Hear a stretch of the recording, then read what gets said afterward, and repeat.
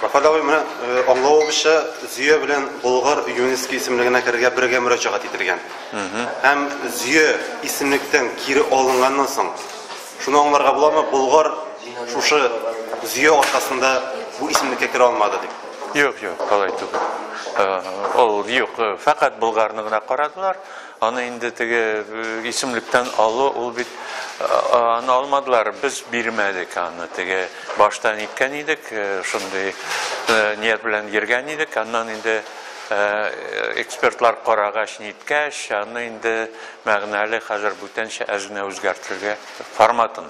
ЮНЕСКО төгәл генә нәрсә таләп итә? Болгарны нинди рәвештә китергә, яисә нинди форматта калдырырга таләп итә ул бу исемлеккә кертү өчен? Аның бит менә теге мәсәлән аны карарга була. Я архитектура ягыннан, я аның ниндидер вакыйгалар булган, я аның ниндидер шәхесләр булган, төрле яктан.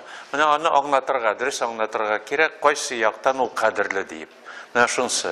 Шуңар бу бит Болгарны кай вакыт әйтәләр, хәрабәләр, менә шундый урын, шулай гына дип. Ул бит әле безнең өчен ислам кабул итү, ул Алтын Урданың беренче баш каласы, аның бүтән мәгънәләре дә бар, анда бик шәхесләр булган. Шул күзлектән караганда ул әзгенә икенчерәк күренеш ала. Шуңар менә бу яңа салынган биналарны без шул күзлектән күрсәтсәк, аны гафу итү дә мөмкин.